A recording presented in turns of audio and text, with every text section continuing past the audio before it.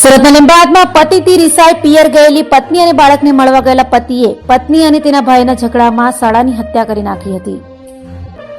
સુરત લીંબાયત પોલીસની team PI એન.કે. કામડિયાના માર્ગદર્શન હેઠળ પેટ્રોલિંગમાં હતી ત્યારે બાતમીના આધારે લીંબાયત ખાતે આવેલ લીંબાયતમાં સાળાની હત્યા કરનાર હત્યારા એવા અકીલ ઉર્ફે સિકોલિયા સલીમ ગફુર શાહને ઝડપી પાડ્યો હતો. તો આરોપીની પૂછપરછ કરતા જણાવ્યું હતું કે તેની પત્ની સાથે તેનો ઝઘડો થતા પત્ની રિસાઈને 9 મહિનાથી પિયર આવી ગઈ હતી અને પોતે પત્ની અને પુત્રને મળવા જતા પત્નીના ભાઈએ બહેનને સાસરે જવાનું કહેતા તેઓ વચ્ચે ઝઘડો થતા ભાઈએ બહેનને થપ્પડ મારતા ઉશ્કેરાયેલા અકીલે પોતાની પત્નીને થપ્પડ કેમ માર્યો તેમ કહી ઝઘડો કરી શાળાને મોપેડ પર ભટકાવી દઈ સિમેન્ટનો બ્લોક મારી હત્યા કરી નાખી હતી. હાલ તો લીંબાયત પોલીસે હત્યારાની ધરપકડ કરી વધુ તપાસ હાથ ધરી છે.